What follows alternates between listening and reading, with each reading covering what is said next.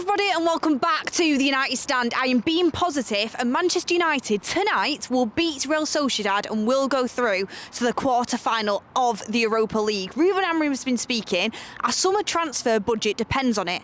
Manchester United, there is a possibility that we could be in the Champions League next season. 14th place, Manchester United could be in the Champions League next season. And could you imagine if Manchester City don't even make top four, because they are on the brink? There could be a world where Manchester City are not in the Champions League next year and Manchester United are. Like, could you imagine that? Everything is on the line, and I expect every single one of them players to go out there and give everything. This is our season. Zubimendi returns to Real Sociedad, but you know what? Ugarte returns for us. We've got players as well. I trust Ugarte. I think he's been one of the best signings of the summer, and he is probably the first name on the team sheet along with Bruno Fernandes and Ahmad when he's fit for Manchester United. But Ahmad isn't fit. The other players that aren't fit is Mason Mount. This game comes a little bit too soon for him, even though he was in training, even though he was in that open training session at Carrington ahead of the Europa League tie against Real Sociedad. Also, Harry Maguire, this game comes too soon for him as well. Lenny Yoro will be out for this game and Sunday's game against Leicester too, so he will be out. Aiden Heaven, will he step up? Chido is ineligible for this game because we didn't register him. We did register Aiden Heaven, so he is there and available to use. But what do I want from Manchester United? I want atmosphere at Old Trafford. We've heard about this plans for a new stadium. Currently, we've got Old Trafford.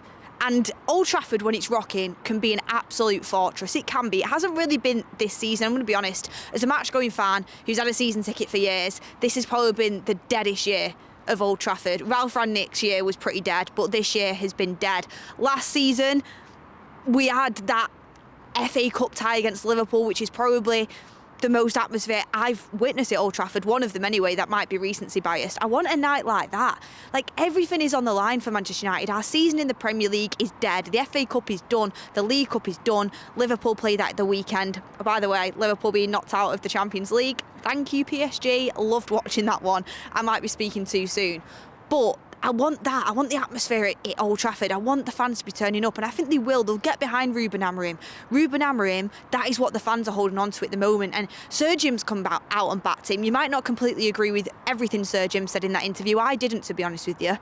But what I liked is he's absolutely standing behind Ruben Amorim and said he thinks he'll be at Manchester United for years to come, and that is his decision at the end of the day. So, Old Trafford atmosphere, everyone behind Ruben Amorim, behind this team, and let's have it, because this Europa League can make or break our season. It really can. I mean, could you imagine watching Manchester United lift a trophy, watching Ruben Amorim lift his first trophy after the terrible season that we've had? And we are capable of it. And Ruben Amorim has shown he's capable of adapting and bending for certain games, like we have done against the big hitters this season, the Arsenals, the Man Cities, the Liverpools, where Ruben Amorim's gone out and got results. He's bended his system a little bit, and he's changed the way he's going to play.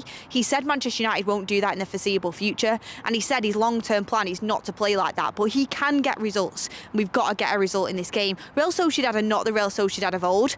You could see when we went and faced them at the Real Arena in San Sebastian that I thought Manchester United deserved to win that game. The only reason they got a draw was because of a dodgy penalty. And was it a penalty? Was it not? I think they're really harsh in the European refereeing when it comes to handballs in the box. I remember the Martinez one. I think it was actually against Real Sociedad at Old Trafford a few years ago. And it was ridiculous. His hands were here, and it's like, what was he supposed to do? With Bruno Fernandes, he was jumping. I don't understand what he was supposed to do. So, and we had chances. We had other chances we should have buried as well. I thought Manchester United looked lively. We've got the home advantage this time.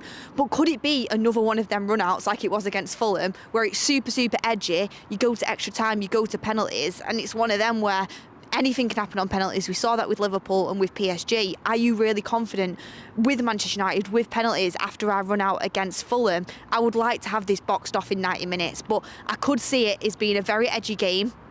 The most important thing is stay in the game. Stay in the game, stay compact, keep your shape, and ensure that Real Sociedad don't get anything in that first half. Second half, throw a little bit more at it and go and get that goal. We can do it. We have seen it. Set pieces, we've been a threat off. Bruno Fernandes has been a massive threat off set pieces. You know, we have got bits of threat there. Xerxes picked up a bit of form. Alejandro Garnacho looked dangerous against Arsenal. I'm kind of clutching at straws here, but hopefully he can get something. And could you imagine if Rasmus Højlund could score the winner, what that would do do for his confidence levels, because his confidence is at absolute rock bottom right now.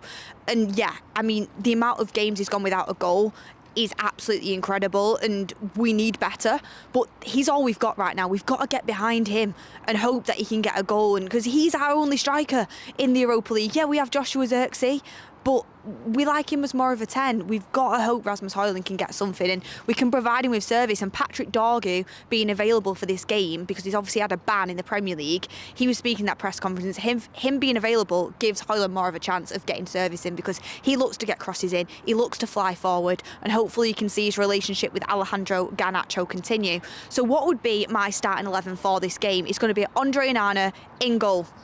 It's going to be a back three, I think, of Mazraoui. I think he'll go back to centre-back over playing at wing-back because Dorgu's back. I think it'll be Mazraoui on the left side because Yoro is injured. I think it'll be Lindelof centrally. Lindelof is surplus to requirements at Manchester United. We know that. But to be fair to him, he played against Arsenal as a central centre-back and he did a good job. And I think we did well defensively. So I'm comfortable with Lindelof stepping in there. He's got experience with United. And De Ligt on the right-hand side. He knows how to play there. He's played there very well. De Ligt has been a standout player for us as of late. We need him in that back line. The wing-backs will be Dorgu on the left. It will be Dalot on the right. I think the two midfielders will be Ugarte and Bruno. Some would argue Ugarte and Casemiro to keep things tight. Ruben Amorim literally called Casemiro out in his press conference and said that he's overpaid and not performing. He used him as an example. Even though he's done all right, I don't think Amorim fancies him, and I think as soon as Ugarte's back, Ugarte will come back in. I doubt he'll push. There is a potential he could play Bruno in the 10, Casemiro and Ugarte, with Garnacho and play Zirkzee up front and drop Højlund again like he did at the weekend, but I don't think he will. I think it'll be Bruno and Ugarte, because I've actually quite liked Bruno in that deep role, to be honest with you. I think he's been more disciplined and I think he dictates from there. I think the two 10s will be Zirkzee and Garnacho at Old Trafford, and I think the number 9 will be Rasmus Højlund. I did like the partnership that Garnacho and Mazraoui had going on, but Mazraoui's needed in that centre-back role, and I think that is his best role under Ruben Amorim and in that system, and he can still help out down that left-hand side. The job of that left-sided centre-back is to drive that ball out and bring it into the midfield, and Mazraoui's excellent at doing that. Then it goes on to Patrick Dorgu, who'll be interchanging with Garnacho inside and outside, rotating basically and doing the defensive work, but rotating on the inside and allowing Alejandro Garnacho to get wide as well, which is where he thrives. So that's what I think the team will be.